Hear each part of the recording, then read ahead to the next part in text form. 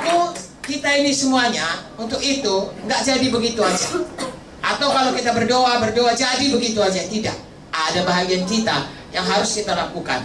Yang dalam Efesus 4 ini yang paling penting adalah semua kita harus berubah menjadi kejadian baru. Amin. Ya, coba saudara baca ayat 17 sampai ayat 32. Saya tidak usah baca semua, nanti saudara baca. Judulnya manusia baru. Saya dan saudara harus jadi manusia baru. Amin. Amin. Saya bacalah ayat 22. Sama-sama kita, ayat 22. Yaitu bahwa kamu berhubung dengan kehidupan kamu yang dulu harus menanggalkan manusia lama, menemui kebinasaannya oleh nafsunya menyesatkan, supaya kamu dibaharui dalam roh dan pikiranmu, dan mengenakan manusia baru yang telah diciptakan menurut kehendak Allah dalam kebenaran dan kekudusan yang sesungguhnya. Begitu kita selamat, yang berubah terutama dalam roh kita, dalam hati kita. Kalau yang di luar ini, saudaraku, kalau pesek ya tetap pesek, ya. Kalau keriting tetap keriting, kalau hitam ya tetap hitam. Tidak gara-gara selamat lalu jadi seperti orang barat begitu, tidak. Tetapi di dalam ini berubah. Yang tadinya suka berdosa berhenti. Amin. Yang tadinya egois berubah menjadi mengasihi. Amin. Itu yang harus dibaharui hari lepas hari. Bagaimana caranya? Jadi kita sudah baca, saudaraku, bahwasanya kita itu harus diajari, dan sesudah diajari oleh firman Tuhan, oleh pemimpin-pemimpin kita praktekkan apa yang diajari itu. Roma 12 ayat 2 berkata, barui pikiranmu. Contohnya, kalau saya dulu, saudaraku, punya pengertian sebelum selamat, saya ini nggak mau ganggu orang. Tapi kalau orang ganggu saya, selama hidup saya nggak mau lagi kawan sama dia. Kalau menurut di dunia itu baik, karena saya nggak rugi, nggak dirugikannya. Saya nggak mau ganggu orang, tapi saya jangan diganggu. Padahal di dalam Alkitab, manusia baru, kita harus selalu mengampuni. Kan kalau nggak mau lagi cabar, berarti kan nggak mengampuni. Dalam Alkitab harus selalu mengampuni. Nah itu contohnya. Saya berubah, saudaraku. Dulu nggak mau mengampuni, sekarang sudah mau mengampuni. Amin. Kalau nggak percaya nanti keluar saudara pijak kaki saya, pasti saya ampuni saudara. Atau saudara katakan yang jahat mengenai saya nggak akan marah, saya akan mengampuni saudara. Karena sudah diubahkan Tuhan. Ya, Tuhan mau kita berubah. Amin. Dari tidak sama kita manusia lama kita, tetapi yang manapun itu kita harus berubah. Amen. Itu sebabnya firman Tuhan berkata, beritakan Injil, baptiskan mereka. Amin. Kenapa dibaptis? Pada waktu saya dan saudara dibaptis, begitu kita lahir baru harusnya langsung dibaptis. Mengapa? Karena pada waktu baptisan kita proklamirkan, saya bukan lagi yang lama, saya sudah jadi manusia. Haleluya. Pendeta akan mengatakan dengan ini, kami baptiskan saudara, haleluya, pada kematiannya, supaya oleh kemuliaan Bapa, maka kamu bangkit kepada hidup yang baru di dalam Yesus. Amin. Sebabnya kita berkata, segala sesuatu yang dalam Tuhan Yesus itu kejadian baru. Kejadian lama sudah berlalu, kejadian baru sudah datang. Ada nyanyian berkata, aku masih seperti dahulu, dan saudara tidak boleh lagi menyanyikannya.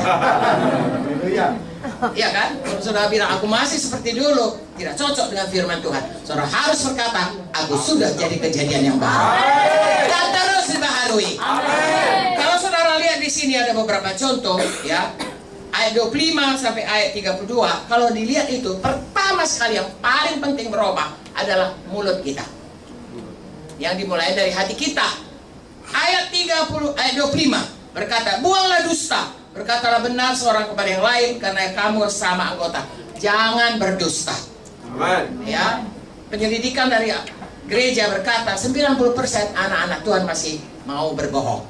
Tolong kita bebas daripada dusta. Amin. Dusta termasuk bergunjing, termasuk menggosip, termasuk memfitnah. Itu lebih parah lagi, saudaraku. Ya, segala sesuatu yang keluar dari mulut ini hidup mati dikuasai lidah. Mari keluarkan perkataan yang benar, perkataan yang hidup, perkataan iman, perkataan yang membangun. Amin.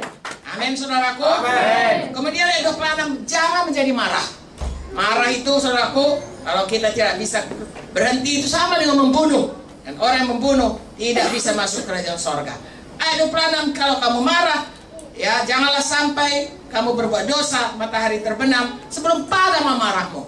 Dengan kata lain, semua kita harus mau mengampuni. Amin. Jangan beri kesempatan kepada iblis. Kalau kita tidak mengampuni, kita beri kesempatan kepada iblis. Sebab firman Tuhan dalam doa Bapa kami, ampunilah kami Tuhan, sebagaimana kami mengampuni orang lain. Dikatakan lagi dalam Matius 6 itu, kalau kita tidak mengampuni, Tuhan pun tidak mengampuni kita. Kalau Tuhan tidak mengampuni kita, apapun doa kita, Tuhan tidak bisa menolong kita. Karena Tuhan berkata, bukannya tanganku terlalu pendek, telingaku terlalu peka, kurang mendengar, tetapi dosamu sebagai penghalang. Oleh sebab itu, mari mengampuni, mari mengampuni. Amen. Jangan marah. Amen. Berhentilah marah. Kalaupun orang itu jahat, saudaraku, ada cara Tuhan untuk kita tetap di dalam damai sejahtera dan dalam kebenaran mengampuni mereka. Haleluya. Kemudian saudaraku, ayat 29, janganlah ada perkataan kotor keluar dari mulutmu. Pakailah perkataan baik untuk membangun di mana perlu, supaya mereka yang mendengarnya beroleh kasih karunia. Haleluya. Jadi apapun ya, selanjutnya katakan ya, jangan kamu mendukakan Roh Kudus. 31, segala kepahitan, kegeraman, kemarahan buang. Yang 32, hendaklah kamu ramah, bukan marah, ramah. Penuh kasih mesra, saling mengampuni, sebagaimana Allah dalam Kristus telah mengampuni kamu. Hidup mati dikuasai lidah. Amin. Sidang GKI Semarang Timur, tolong biasakan semua mengeluarkan perkataan kehidupan. Amin. Perkataan iman. Amin. Perkataan yang memberi pengharapan. Amin. Perkataan yang membangun. Amin. Perkataan yang mempersatukan. Amin. Kalau sempat keluar, minta ampun saudaraku, ganti. Haleluya. Haleluya. Ubahkan hidup kita menjadi hidup baru, di mana setiap perkataan adalah perkataan yang membangun, memberikan kasih karunia, perkataan yang memberi kehidupan. Amin. Haleluya. Haleluya. Saya percaya saudaraku, ini jadi dalam sidang ini. Saya melihat saudara terus bertumbuh. Saudara setia mau berubah di dalam Tuhan. Bagaimana supaya kita tetap bisa bertumbuh? Semua kita tahu kita harus lengket sama Tuhan. Bicara melekat berbatang. Saudara harus tetap melekat kepada Tuhan. Yesus sudah di sorga. Bagaimana kita tetap melekat? Ada Roh Kudus. Roh Kudus berikan Tuhan kepada saudara. Patuhi Roh Kudus. Apa yang dikatakan oleh Roh Kudus? Saudara tahu Roh Kudus seperti polisi. Tidak ada dikatakan, tapi dialah yang selalu mengingatkan kita. Saudaraku, kalau saudara langgar lampu merah, Pak polisi prit, nggak langsung dihukum, diingatkan. Bapak langgar tadi ya, saya beri peringatan. Betul? Nah, saudara kemudian berbuat apa? Diingatkan. Saudaraku, jangan dilanggar terus, nanti ditangkap polisi. Kalau di dalam dunia, saudaraku, dalam kehidupan kita, kalau kita langgar, yang mengambil kesempatan adalah setan untuk membuat segala macam hal untuk menyulitkan kita. Karena apa? Karena kita tidak mau bertobat. Saudaraku, mari semua kita bersungguh-sungguh hati mau dekat, melekat kepada Tuhan. Dengan tetap patuh kepada Roh Kudus. Satu lagi, patuh pada firman Tuhan. Amin.